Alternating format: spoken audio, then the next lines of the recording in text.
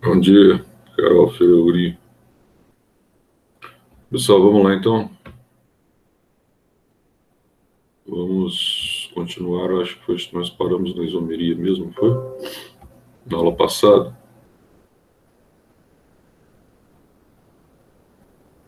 Então, nós paramos aqui na isomeria.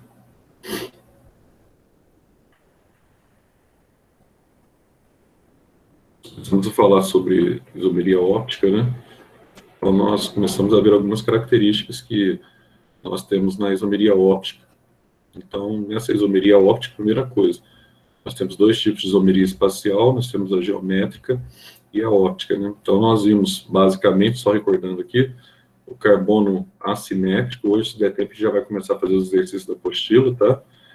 O carbono assimétrico, também conhecido como quiral. Qual que é a condição desse carbono? Então, a condição desse carbono é aquilo que nós falamos para vocês na aula anterior. Então, ele tem 4 tipos de ligantes diferentes. Por exemplo, aqui você tem um butil, você tem um metil, você tem hidroxilo aqui do álcool e você tem o ligante H, tá? Quando você tem um carbono com 4 tipos de ligantes diferentes, nós chamamos esse carbono de carbono quiral. Agora, o que influencia diretamente na questão da geometria óptica? A geometria óptica está muito relacionada com a física. Se ela está muito relacionada com a física, a luz, como uma onda eletromagnética, ela vai influenciar diretamente a disposição dos compostos que nós enxergamos em laboratório, tá? Então, principalmente aqui, tanto a luz natural, como nós vimos, né, que você vai ter planos infinitos de vibração, ou você vai ter a luz polarizada, onde você tem um plano específico, definido e único de polarização. Daí nós falamos para vocês substâncias opticamente ativas e substâncias opticamente inativas, então uma pequena diferença aí, né? No caso das ativas, são aquelas que desviam o plano de vibração da luz polarizada, e a inativa que não desvia o plano da luz polarizada. E nós vimos, então, a disposição dessas substâncias em função da posição que elas ficam, se ficam para a direita ou se ficam para a esquerda. A gente aprendeu 2 nomezinhos que a gente vai continuar falando, tá? A partir dessa aula. As substâncias que nós chamamos de dextrógeras, destro, direita, tá? E levrógera, do grego, levro, canhoto, esquerdo, tá? Então, fica no plano da esquerda, tá certo? Então, e outra situação também que a gente viu, você tem que ter pelo menos um carbono, né? Um carbono que nós chamamos de carbono quiral, tá? Outra coisa, aqui nós colocamos, então, já para a gente começar a falar nessa aula, sobre essa questão dos ácidos láticos, né? Porque é o exemplo mais marcante, o exemplo assim, Zé, se tiver cair um exemplo, tá? No vestibular, pode cair, então, esse composto, pode cair esse composto, e normalmente, tá, é um dos principais compostos que cai em questões de vestibular quando você estabelece, então, a comparação. Então, eu coloquei aqui, tá, a disposição dele em 2 situações, que a gente chama de L e a substância D, né? Então, só para a gente ter uma noção aqui, vamos colocar assim aqui embaixo, para a gente continuar a aula passada. A gente, a parte teórica falta pouca coisa, mas é bom que a gente já está dando praticamente acho que 2 ou 3 aulas da apostila de uma vez, aí vocês têm um resumo, tá ok? Então vamos colocar assim, ó. Deixa eu ver se já está no. Já.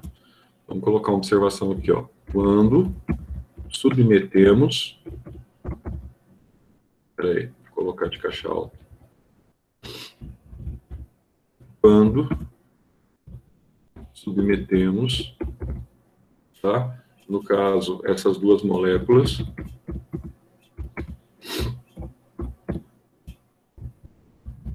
Nós estamos referindo aqui, obviamente, tá, ao ácido, vamos colocar, de ácido lático Esse ácido lático, que ele é muito importante, inclusive na bioquímica, porque ele é o produto da fermentação do leite. E é o produto também, tá, que o nosso músculo, quando em situação de exercício extenuante, que provoca um cansaço intenso, você tem a cãibra, né? Por que te dá cãibra? Porque o músculo deixa de respirar aerobicamente, passa a respirar anaerobicamente. Aí ele começa a produzir esse ácido lático, tá? Ele quebra a glicose e forma o ácido lático. Fermenta ali e forma, então, coagula esse ácido. Esse ácido é uma toxina também, que provoca as famosas câimbras musculares, tá? Agora, analisando a fórmula química desse ácido lático. Então, esse ácido lático, além dessa característica, ele é considerado, então, tá, um isômero óptico. Por quê? Quando submetemos essas duas moléculas de ácido lático, vamos colocar assim, a um feixe de luz polarizada, o que vai acontecer, Zé? Vamos colocar assim, ó. Notamos que uma delas desvia, tá? O feixe de luz polarizado para a direita, feixe de luz polarizada para a direita, certo? Sendo denominado, então, dextrógeno. Sendo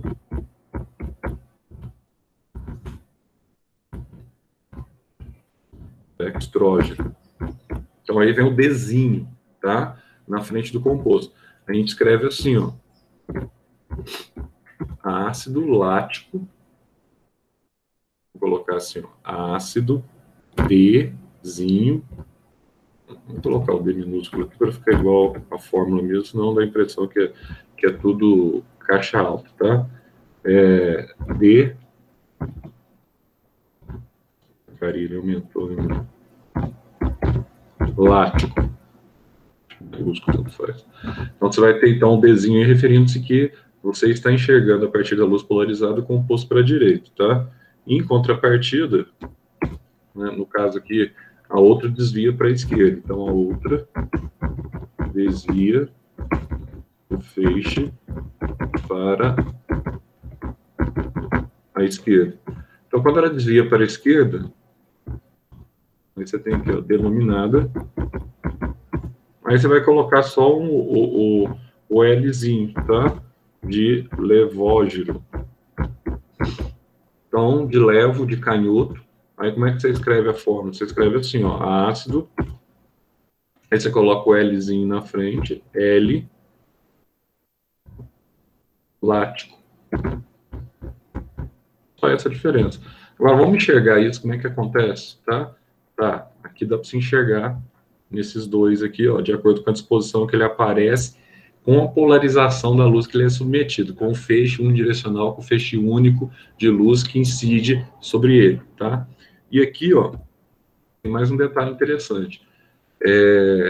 Para que ele é obtido? Qual que é a função? Isso também hoje é uma situação muito comum em Enem, porque o Enem hoje, muitas vezes, ele não cobra simplesmente o aspecto só conceitual, o aspecto teórico. Ele cobra também situações do cotidiano, né, principalmente na ciência da natureza.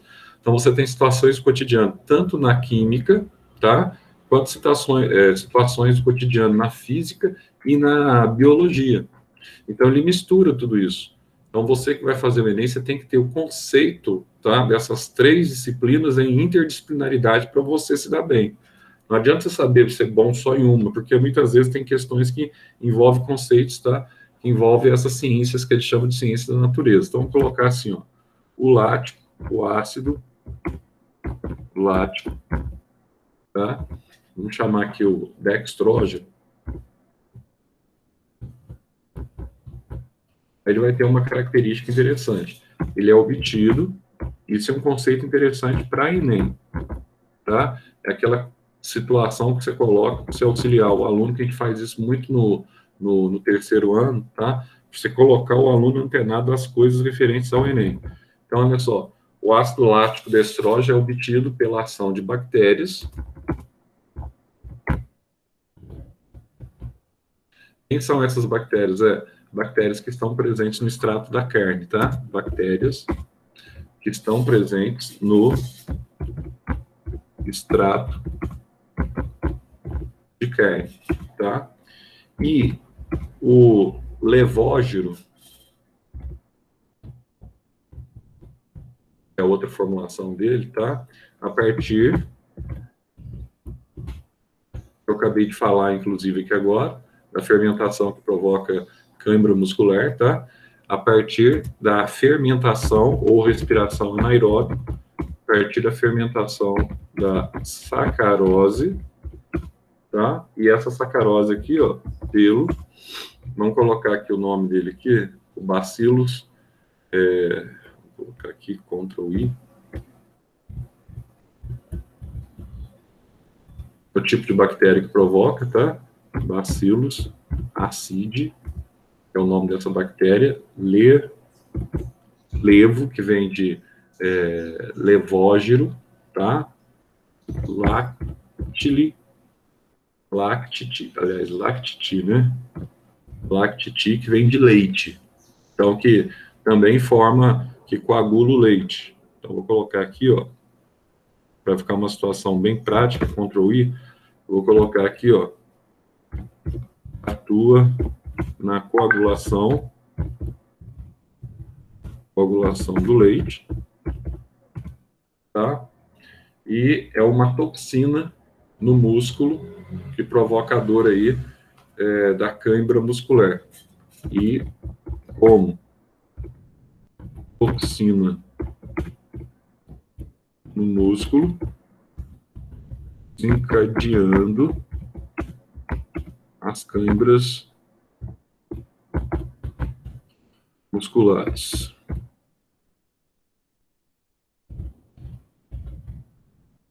Tá?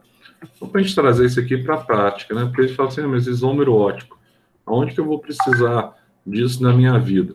Então, vai precisar aí bastante, né? Porque você tem isso na prática também, na bioquímica você tem isso na prática. Vamos colocar assim, então, portanto, esses dois compostos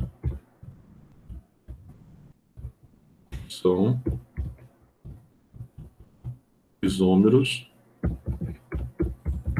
ópticos, tá? Ah, mas e aí? Tem mais alguma coisa que a gente precisa saber dessa questão, tal, para saber como é que fica, né, quando eu analiso? Tem sim. Uma situação bastante simples quando você pega o ácido lático, quando você bate o olho aqui, ó, você tem que ver o seguinte, esse composto aqui, ele é um carbono quiral, então a primeira coisa que você bate o olho nele. Então, não é o fato dele ser só o carbono quiral, né, a gente vai ver aqui agora, mas ele é um carbono quiral, Zé, porque aqui ele tem, tá, um radical carboxílico, C-OH, ele tem outro ligante aqui, que é o hidrogênio, outro ligante, que é uma hidroxilo, e tem outro ligante aqui, que é um metil. Então, ele tem 4 ligantes distintos. Então, esse pré-requisito já está preenchido por ele, tá? Então, ele já satisfaz esse pré-requisito, tá certo? Então, olha só, vamos colocar essa observação aqui, ó. Um modo de se verificar, ou de verificar, vou colocar assim, se a molécula de determinado composto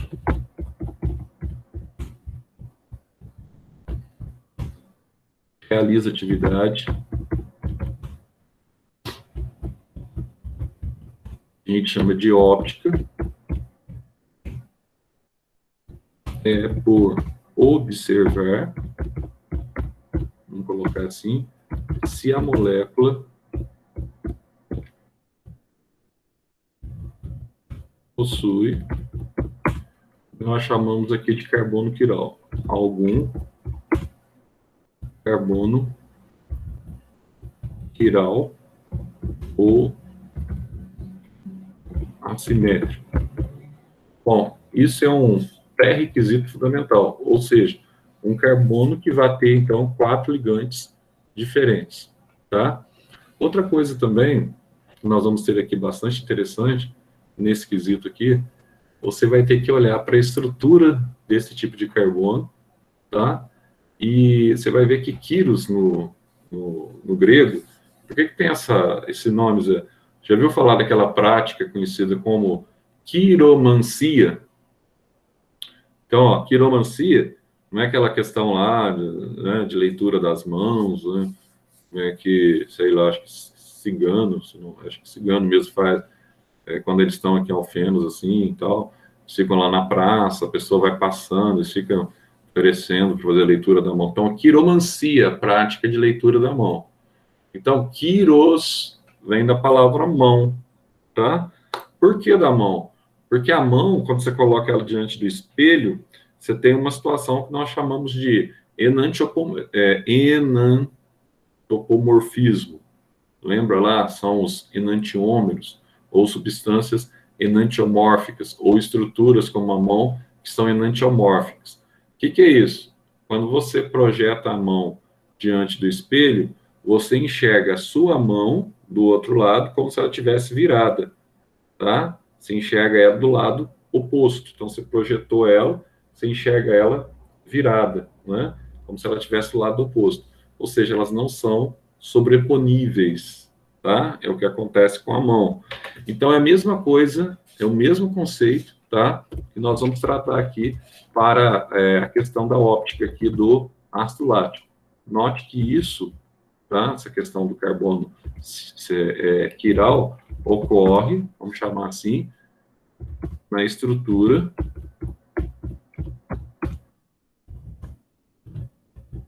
do ácido lático.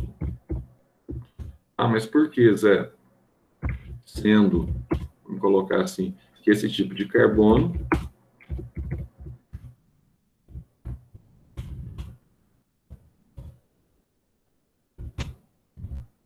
é chamado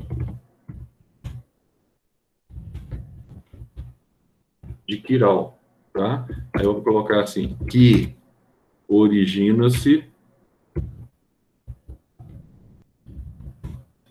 vamos colocar assim, que origina-se de uma palavra grega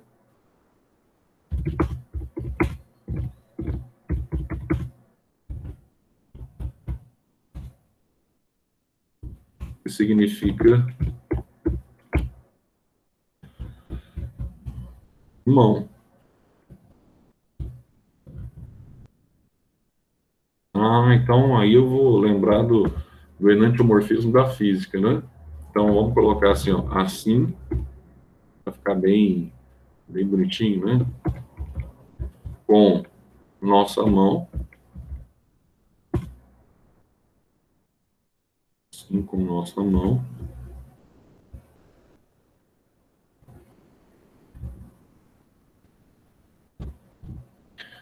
Então, olha só, assim como nossa mão, né?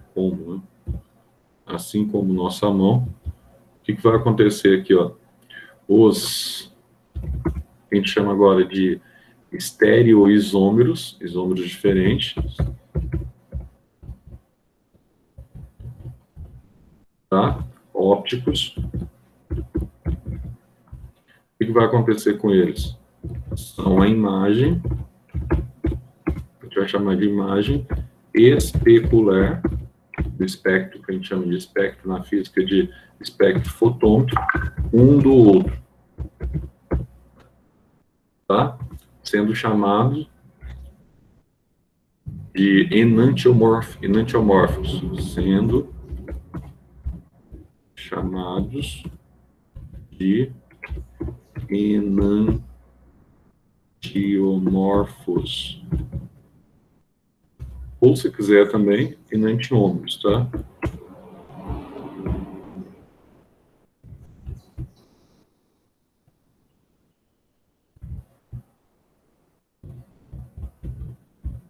Tanto faz. Aqui é que se origina, né? Deixa eu colocar aqui uma correçãozinha aqui. Se origina. Então tá aí. Então só para você olhar aqui, ó, vou colocar uma imagem para vocês aí, para ficar claro aquilo que eu estou falando aqui sobre isso. Quer ver só? Deixa eu colar uma imagem para vocês verem de uma forma mais clara o que eu estou falando aqui. É bem simplesinho. Vou ver se dá. Aqui, ó. Essa imagem aqui é perfeita para ilustrar o que eu acabei de escrever para vocês aí. Quer ver só? Fica até legal.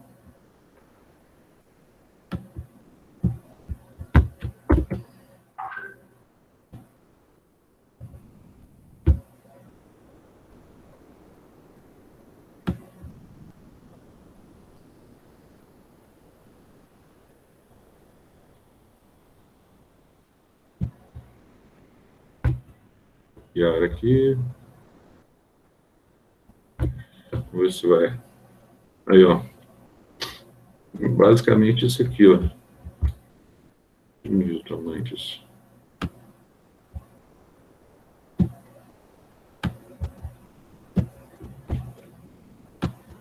Então, é basicamente isso, ó. Aí você tem um ácido lático aqui, ó. Quando você coloca diante do espelho, você vai observar aqui o que a gente chama de enantiomorfismo, né? Você vê a sua mão virada, tá? Do outro lado do espelho. Então tá aí, ó. Ah, mas o que representa isso, Zé? Tecnicamente, quando eu estou observando a minha mão, tá? Virada. Vamos colocar assim, ó. Além disso, aí você está tendo aqui duas estruturas. Deve-se, vamos colocar assim, observar também, tá? Se as estruturas de suas moléculas não se sobrepõem.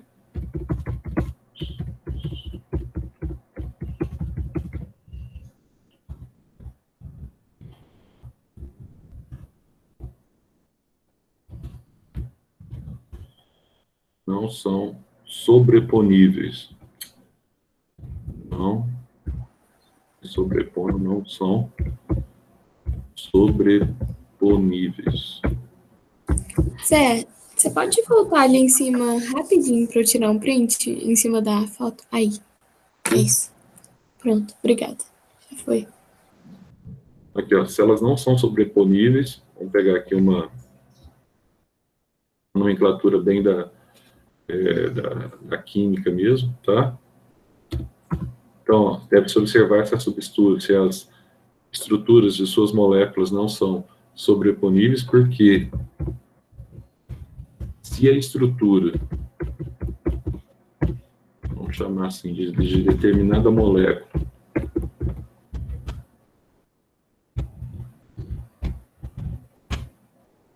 sua imagem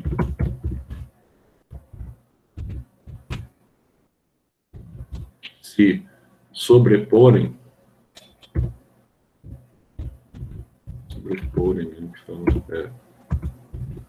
sem alteração, não esqueçam disso, tá?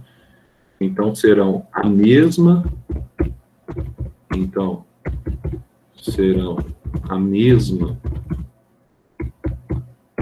molécula, tá? E não são ou não serão isômeros ópticos, tá? E não isômeros ópticos. Vou dar um exemplo aqui também, para ver uma situação que é muito comum, que nesse caso aí, é uma situação que não é, tá? Um isômero óptico. Só para a gente fechar essa parte aqui. Vou pegar uma imagem aqui, para a gente usar o mesmo artifício. Não são sobreponíveis nesse caso, quer ver só?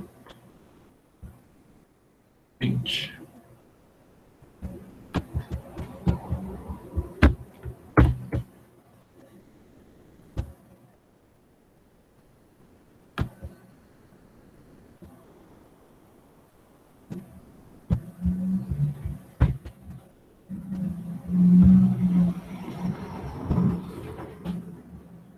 Aí, ó. Tá vendo que você aqui você tem uma simetria, você não tem uma assimetria? Por que isso aqui pode ser confuso na hora?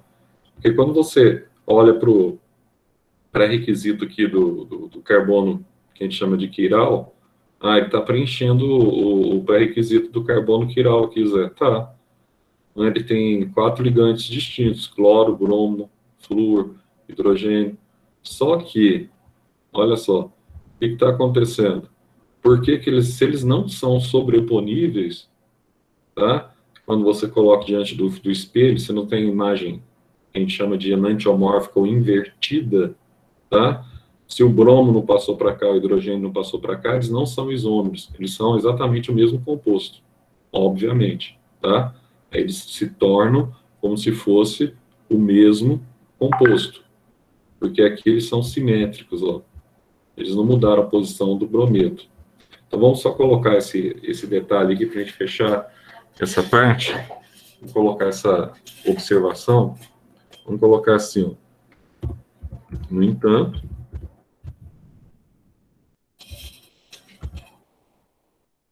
é somente por meio da utilização de por meio da utilização. Então, nós temos um dispositivo que a gente vai chamar de polarímetro. Esse dispositivo você vai conseguir aferir a quantidade da luz polarizada, tá? Então, através desse dispositivo é possível você, com a luz polarizada, você definir se esse composto é um isômero ou não, se ele tem essa forma de estrógeno e levógeno. Então, por meio da utilização de um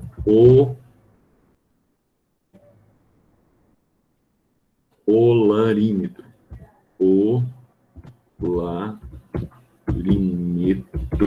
meio que enrola minha língua aqui, tá? Que é possível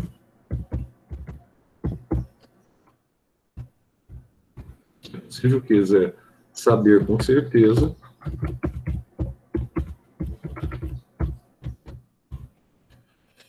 um isômero da direita ou se ele é da esquerda, tá?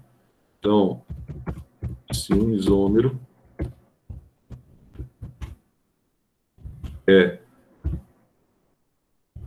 dextrógeno ou levógeno. Aí dá para você estabelecer essa conexão, dá para você saber, então, essa diferença, tá? Outra coisa, nesse caso acima aí, ó, que nós acabamos de ver, tá? Então, vamos colocar assim, ó, no caso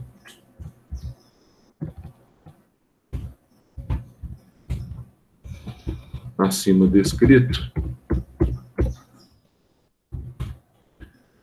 esses dois compostos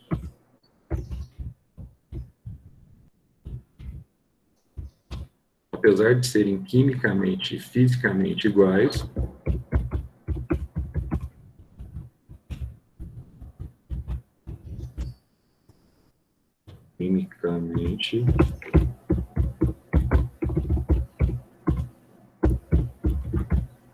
apesar de eles serem quimicamente, fisicamente iguais, tem um detalhe, eles possuem propriedades totalmente diferentes. Vamos lá. Possuem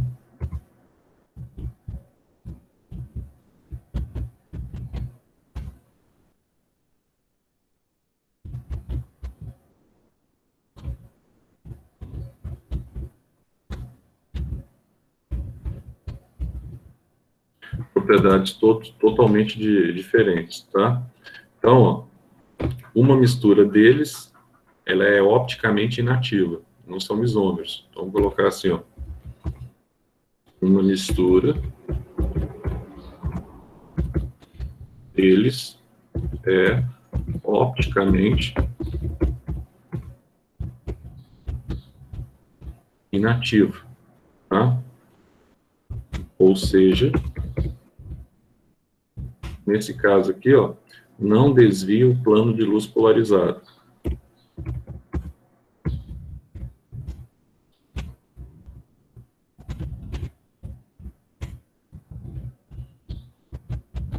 Então, se ela não desvia o plano de luz polarizado, aí você vai guardar esse nome para mim, que vai ser bastante importante para vocês, tá? nesse caso, que não há enantiomorfismo, e é chamada de mistura, o nome, racêmica. Racêmica. Então, eu vou colocar isso aqui, ó.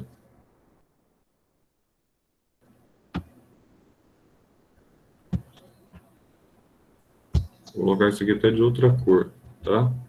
De mistura racêmica. Então, assim, ó. Pessoal, vai se não perder. O que é de mais importante, assim, para um resuminho aqui para você ter da isomeria óptica, seria isso. Agora, saindo um pouco desse campo e dando uma olhada na apostila, tá? Para a gente recapitular o que foi dado aqui no resumo, em função da apostila, a gente vai ver aqui alguns detalhes interessantes com relação à óptica e com relação também a alguns exercícios que atuam ou que trabalham diretamente sobre essa questão, tá?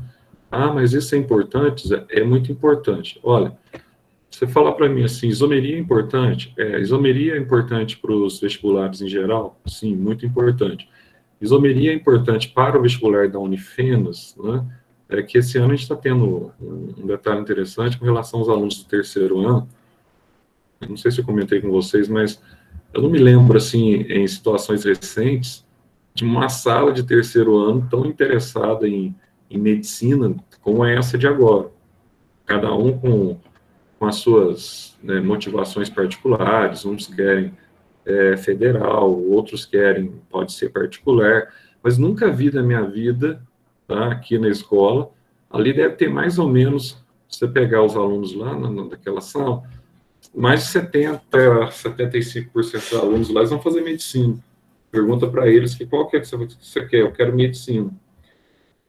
É surpreendente, porque normalmente, assim, o pessoal, a princípio, escolha de terceiro ano, o pessoal escolhe sim, mas geralmente no máximo 5, 10 alunos da sala que desperta atenção para a medicina. Então, eu achei assim, muito, muito interessante esse fenômeno aí para a medicina. E é bem verdade também que é aquilo que eu vou dizer para vocês, né? Eu tenho uma filha recém-formada que está trabalhando, etc. Você pode formar para o que você quiser, tá?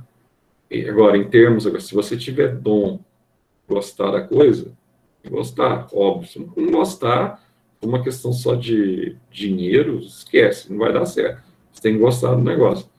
Você arruma, é um negócio impressionante. Pode estar com crise, pode estar sem crise. Se você está no meio da pandemia, você tem mais serviço ainda. Então, assim, se você sai de um serviço, os caras estão te ligando no outro dia, você não precisa procurar serviço. As pessoas te ligam no outro dia para te oferecer serviço, entende?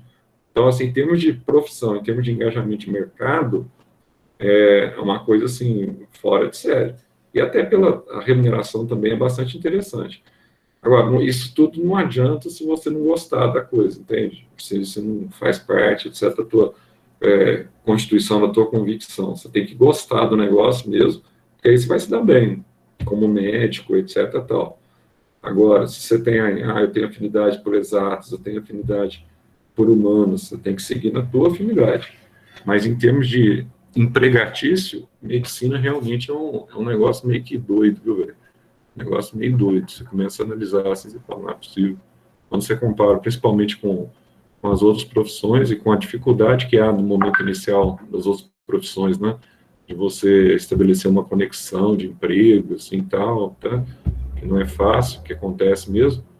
É muito interessante a medicina nesse aspecto. Mas só por isso não justifica a escolha, né? Então, quando a gente dá uma olhada na apostila aí de vocês, a gente vai dar uma passada, é claro que acho que já deu para vocês notarem que o material do SAS é um material bom, muito bom. A gente poderia dizer até que é um material melhor do que o material do Objetivo, tá? Com certeza. Só que é um material que a gente tem que dar uma resumida, porque senão o aluno ele fica doido, né? Porque tem muita coisa, principalmente até que o material do segundo ano, ele é mais tranquilo. Mas quando você pega o material do terceiro ano, por exemplo, tá? Aí o negócio pega. Aí é muita coisa, é muita informação. Os alunos ficam doidos, entendeu? Aquelas apostilas gigantes mesmo, tá? Muito grossas, etc. Tal. Bom, então nós tivemos a oportunidade de estudar aqui, tá? Os parâmetros pertinentes aí, o que nós chamamos de isomeria, tá? E nós vimos a isomeria plana, que é a parte dela que é estática, e nós temos uma parte também que você tem a mudança das insaturações e a mudança dos átomos, que pode ser, por exemplo, a mudança do átomo de carbono no composto, tá? Mantendo a mesma fórmula molecular, que é a isomeria dinâmica, dentro da isomeria constitucional, isomeria plana. Então, aí você tem a estática, que é a de posição, como é que fica a posição desse radical, como é que fica essa insaturação, como é que fica esse grupo funcional, etc. Tal. E, além dessa, nós temos a metameria, que a gente chama de, ou tautomeria, que a gente chama de isomeria dinâmica, tá? Então, vamos estabelecer aqui algumas conexões, para a gente ver, em função agora dos exercícios, como é que nós aplicamos esses conceitos, tá? Pertinentes à isomeria. Aqui, ó, ele está te dando 4 compostos, e diz assim, dados compostos 1, 2, 3 e 4, ele te dá os compostos, tá aqui, né? Os 4 compostos, e vai dizer para você assim, vai fazer algumas afirmações. Olha, ele diz assim, 2 e 4, tá? São isômeros de função, aliás, 2 e 4 apresentam tautomeria, vamos dar uma olhada aqui, 2 e 4. Tautomeria é quando você tem, então, a isomeria dinâmica, tá? Que você vai ter, então, a modificação de uma insaturação ou a modificação de um oxigênio. Então, comparando aqui, ó, 2 e 4, composto 2 e o composto 4. Para começar, no composto 2 e no composto 4, você não tem nem insaturação, tá? Então, se você não tem insaturação, ó, a posição aqui do cloro e a posição do cloro tá assimétrico. Aqui eu tenho uma hidroxila, aqui eu tenho, tá, um radical cetona. Então, assim, não tem nada aqui que eu tenha aquele saltinho que nós vimos lá na isomeria, tautomeria ou isomeria dinâmica, tá? Que sugere que aqui haja uma movimentação, até porque eu só tenho ligações saturadas. A única diferença que acontece aqui, que aqui você está observando aqui, ó, eu tenho funções orgânicas distintas. No carbono 2, olha o que está acontecendo aqui, ó. Eu tenho um éter, tá? E tem um haleto aqui, ó. Então tá aí, ó. Eu tenho um éter e tenho um haleto. No carbono 4, quando você observar aqui, ó, você tem aqui, ó, um álcool, tá? E além do álcool aqui no carbono 4, eu tenho um haleto orgânico aqui, ó. Na verdade, ele estabelece aqui um sal orgânico. Então, o que está acontecendo? Zé, se eu somar aqui esses compostos, somando os dois compostos, eu tenho o mesmo número de carbono, mesmo número de cloro, etc. Tal. Tem. Só que aí, o que está mudando, Zé? Então, no carbono 2 eu tenho um éter e um haleto, e no carbono 4 eu tenho um haleto e tenho o que, Zé? Tenho um álcool. Então, o que está mudando desses dois compostos, embora eles apresentem a mesma fórmula molecular, o que está mudando aqui, tá, é a função orgânica desses compostos. Então, isso aqui não é um caso de tautomeria. Isso aqui é um caso de isomeria de função, isomeria plana de função, tá? Então, mudam-se as funções. Aí ele vai dizer para você ainda, ó, então 2 e 4 já está errado. Aí no carbono 2 e 3, a questão aqui são isômeros de cadeia. Vamos ver aqui. 2 e 3. Aqui, ó. 2 e 3. A questão aqui é a cadeia? Óbvio que não, né? Porque ambos são de cadeia, o que, Zé? Ambos são de cadeias ramificadas. Então, não é cadeia aqui a questão, tá? Aqui, mais uma vez, ó. O que eu tenho aqui no 2? No 2 eu tenho um éter e tenho aqui, ó, um haleto orgânico, tá? O que eu tenho no 3 aqui, ó? No 3 eu tenho um álcool e tenho um haleto. Então, 2 e 3, o que muda, se você somou aqui, bateu mesmo de carbono, mesmo de hidrogênio, mesmo de oxigênio e de cloro, o que está mudando aqui, a forma molecular é a mesma, é a função orgânica. Então, ambos são isômeros de função, tá? Tem nada a ver com cadeia, porque as duas cadeias são ramificadas, beleza? Então, a primeira ali é falsa. Aí, a letra B, ele diz assim, 1 e 3, eles são metâmeros. Então, vamos ver aqui se 1 e 3 são metâmeros. Olha só. Quando eu analiso aqui, ó, o 1 e o 3. O que eu estou tendo aqui em 1 e 3? 1 e aqui eu tenho 3. Na verdade, 1 e 3 aqui, eu não tenho nada a ver aqui com metameria, né? O que eu estou tendo aqui, ó, é a posição, né? Olha só.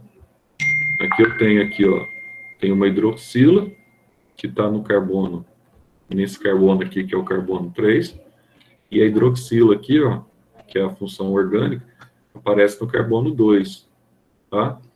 Então, a diferença que eu tenho aqui é a posição da hidroxila. Então, isso aqui não tem nada a ver com metameria, isso aqui tem a ver com isomeria de posição, tá? Então, aqui são isômeros de posição. Agora, 3 e 4, o que ele falou aqui, ó? 3 e 4 são isômeros de função, 3 e 4. Vamos ver o que é o 3 e 4, então, se são de função. Se você comparar aqui, ó, o 3 e 4, olha o que está acontecendo aqui, ó. Zé, função orgânica. Bom, o 3 eu tenho um álcool e um haleto, tá? Um álcool e um haleto. E aqui também eu tenho um álcool e tenho o quê? Tenho um haleto, tá? Então, qual que é a diferença que eu tenho aqui nesse caso? Quando eu olho, tá? Para esse álcool e para esse haleto. Então, quando eu vou estabelecer a nomenclatura aqui, o que acontece aqui, Zé? As duas cadeias, tá? Elas são cadeias saturadas. Então, já não são metâmeros, né? Porque nos metâmeros ou na metameria, eu vou ter um heteroátomo aqui no meio dessas cadeias. Podia ser, por exemplo, um oxigênio, tá? Então, aqui, ó, a hidroxila permanece. A única coisa que eu vou ter aqui de diferença no 3, tá? Para o 4, analisando aqui o 3 e 4, você vai ter aqui, ó, uma diferença em termos de abertura de cadeia saturada, tá? Portanto, essa afirmação que eles estão falando aí, ó, eu tenho só uma diferença na disposição de cadeia orgânica, mas eu não tenho uma diferença aqui na disposição da função orgânica. Também ele é falso, tá? Aí diz assim, letra C, 1 e 2 são isômeros de posição, aliás, 1 e 2 são isômeros de cadeia, e 2 e 4 são isômeros de compensação. Compensação é a mesma coisa que metâmero, tem o heteroátomo, metameria. Aí você já olha aqui compensação, 1 e 3, por exemplo, ó, 1 e 3, você tem aqui um heteroátomo no meio. Ah, se eu não tenho um heteroátomo no meio, Zé, não pode ser metameria, não pode ser isômero de compensação, já é falso, tá? Na verdade, quando eu comparo 1 e 3, o que está sendo diferenciado aqui é a função orgânica que eu tenho, tá? Eu tenho um álcool e tenho o que a gente chama aqui de haleto, tá? E no 3, você vai ter aqui, ó, um álcool e um haleto.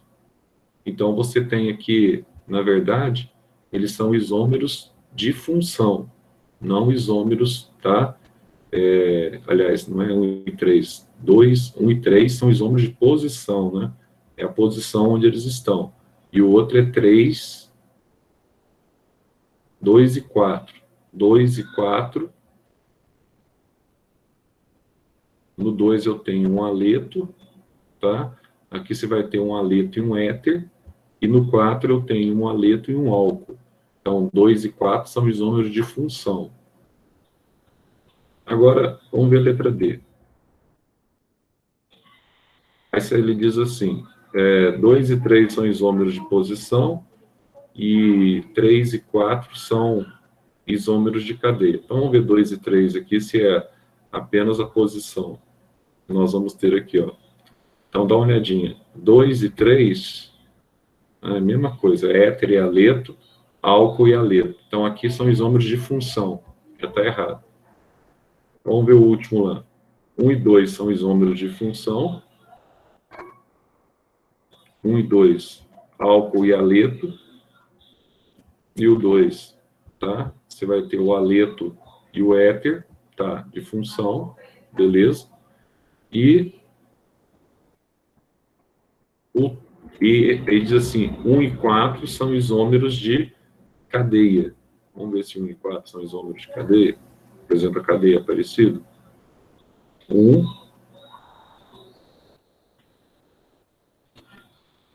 e 4. Eles são isômeros de cadeia, né? Você vai ter aqui, ó, metil e metil na cadeia,